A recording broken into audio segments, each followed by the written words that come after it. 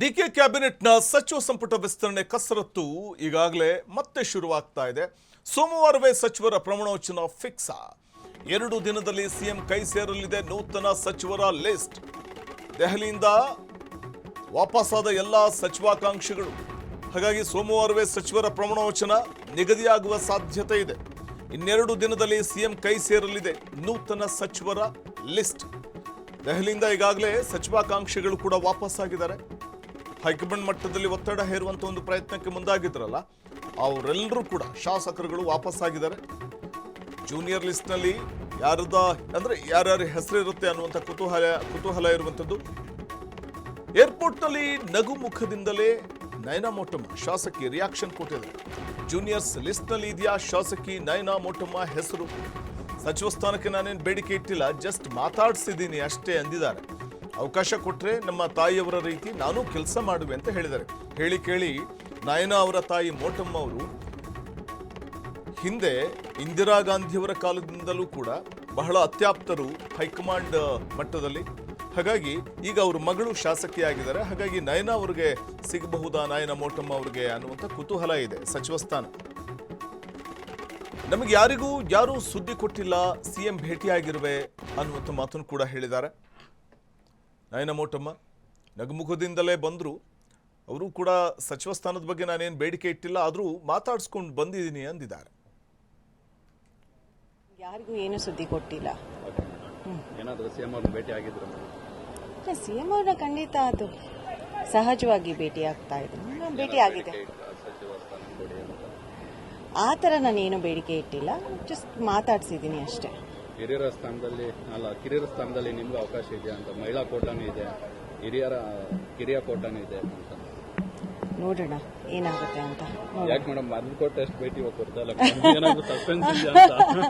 ಹಾಗೇನಿಲ್ಲ, ನೋಡೋಣ.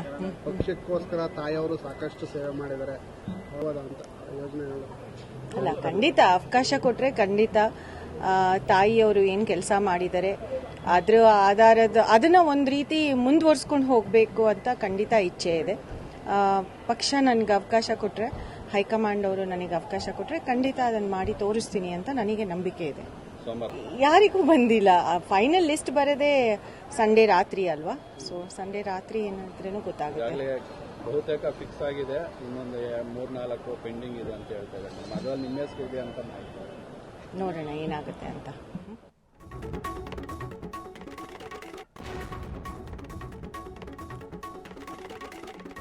ಮತ್ತೊಂದು ಕಡೆ ಅರಸೀಕೆರೆಯ ಶಾಸಕರಾದಂತಹ ಶಿವಲಿಂಗೇಗೌಡರು ಅವರು ದೆಹಲಿಗೆ ತೆರಳಿದ್ರು. ಸೋಮವಾರ ಪ್ರಮಾಣವಚನ ಸ್ವೀಕಾರ ಮಾಡ್ತೀವಿ ಅಂತ ಹೇಳಿದರೆ, ನನಗೂ ಮಂತ್ರಿಸ್ಥಾನ ಕೊಡ್ತಾರೆ ಅಂತ ಭಾವಿಸ್ಕೊಂಡಿದ್ದೀವಿ ಅನ್ನುವಂಥ ಮಾತನ್ನು ಹೇಳಿದ್ದಾರೆ. ಸೋಮವಾರ 100% ಆಗುತ್ತೆ, ಯಾವುದೇ ಅನುಮಾನ ಇಲ್ಲ ಅನ್ನುವಂಥ ಮಾತನ್ನು ಹೇಳಿದ್ದು. ದೇವನಹಳ್ಳಿ ಏರ್ಪೋರ್ಟ್ನಲ್ಲಿ ಶಾಸಕ ಶಿವಲಿಂಗೇಗೌಡ ಹೇಳಿಕೆಯನ್ನು ಕೊಟ್ಟಿದ್ದಾರೆ. ಈಗ ನೋಡೋಣ ಏನು ಹೇಳಿದ್ದಾರೆ. ದಿವಸ ಪ್ರಮಾಣ ವಚನ ಸ್ವೀಕಾರ ಮಾಡಿಸ್ತೀವಿ ಅಂತ ಹೇಳಿದ್ದಾರೆ. ಪಟ್ಟಿನ ಭಾನುವಾರದ ದಿವಸ ಬಿಡುಗಡೆ ಮಾಡ್ತೀವಿ ಅಂತ ಹೇಳಿದ್ದಾರೆ. ಅದು ಹೆಂಗ್ ಗೊತ್ತಾಗುತ್ತೆ ಸರ್? ಯಾವ ಬೇಡಿಕೆಯೂ ಇಲ್ಲ, ಏನು ಬಹಳಷ್ಟು ಹಿರಿಯರಿದ್ದೀರಿ, ಸಾಕಷ್ಟು ಬಾರಿ ಇದೆ ಎಲ್ಲ ಈಗ ಮಾಡ್ತಾರಲ್ಲ, ಗೊತ್ತಾಗುತ್ತಲ್ಲ ಸೋಮವಾರ. ಕೊಡ್ತಾರೆ ಅಂತ ಭಾವಿಸ್ಕೊಂಡಿದೀವಿ. ಖಾತೆಗಿತ್ತ ಫಸ್ಟ್ ಮಂತ್ರಿ, ಆಮೇಲೆ ಖಾತೆ. ಮಂತ್ರಿ ಆದ್ಮೇಲೆ 100% ಸೋಮವಾರ ಆಗುತ್ತೆ, ಯಾವುದೇ ಅನುಮಾನ ಇಲ್ಲ. ರಾಜ್ಯಪಾಲರು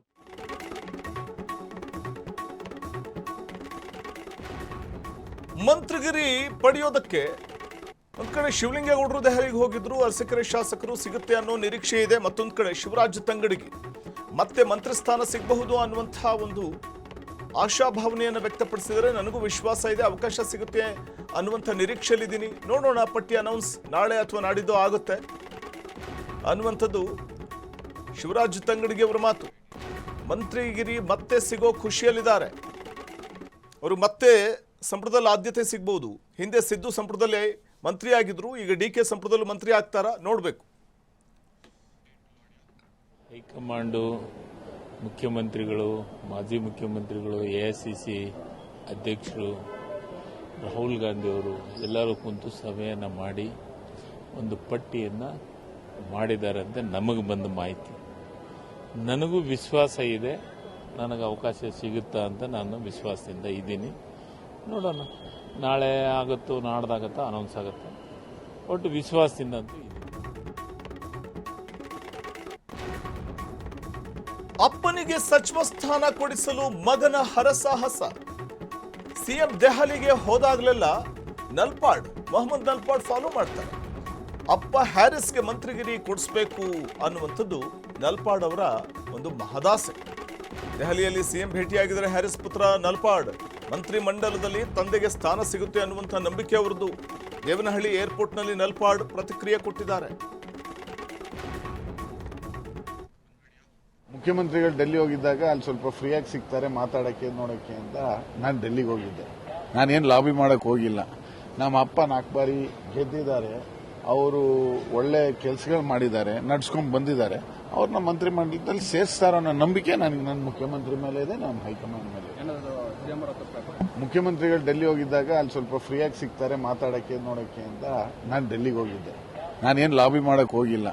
ನಮ್ಮ ಅಪ್ಪ 4 ಬಾರಿ ಗೆದ್ದಿದ್ದಾರೆ, ಅವರು ಒಳ್ಳೆ ಕೆಲಸಗಳು ಮಾಡಿದ್ದಾರೆ, ನಡ್ಸ್ಕೊಂಡು ಬಂದಿದ್ದಾರೆ. ಅವ್ರನ್ನ ಮಂತ್ರಿ ಮಂಡಲದಲ್ಲಿ ಸೇರಿಸ್ತಾರೋ ಅನ್ನೋ ನಂಬಿಕೆ ನನಗೆ ನನ್ನ ಮುಖ್ಯಮಂತ್ರಿ ಮೇಲೆ ಇದೆ, ನಮ್ಮ ಹೈಕಮಾಂಡ್ ಮೇಲೆ ಇದೆ. ಮುಖ್ಯಮಂತ್ರಿಗಳು ಡೆಲ್ಲಿ ಹೋಗಿದ್ದಾಗ ಅಲ್ಲಿ ಸ್ವಲ್ಪ ಫ್ರೀಯಾಗಿ ಸಿಗ್ತಾರೆ ಮಾತಾಡೋಕ್ಕೆ ನೋಡೋಕ್ಕೆ ಅಂತ ನಾನು ಡೆಲ್ಲಿಗೆ ಹೋಗಿದ್ದೆ.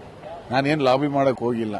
ನಮ್ಮ ಅಪ್ಪ 4 ಬಾರಿ ಗೆದ್ದಿದ್ದಾರೆ, ಅವರು ಒಳ್ಳೆ ಕೆಲಸಗಳು ಮಾಡಿದ್ದಾರೆ, ನಡ್ಸ್ಕೊಂಡು ಬಂದಿದ್ದಾರೆ. ಅವ್ರನ್ನ ಮಂತ್ರಿ ಮಂಡಲದಲ್ಲಿ ಸೇರಿಸ್ತಾರೋ ಅನ್ನೋ ನಂಬಿಕೆ ನನಗೆ ನನ್ನ ಮುಖ್ಯಮಂತ್ರಿ ಮೇಲೆ ಇದೆ, ನಮ್ಮ ಹೈಕಮಾಂಡ್ ಮೇಲೆ ಇದೆ. ಮುಖ್ಯಮಂತ್ರಿಗಳು ಡೆಲ್ಲಿ ಹೋಗಿದ್ದಾಗ ಅಲ್ಲಿ ಸ್ವಲ್ಪ ಫ್ರೀಯಾಗಿ ಸಿಗ್ತಾರೆ ಮಾತಾಡೋಕ್ಕೆ ನೋಡೋಕ್ಕೆ ಅಂತ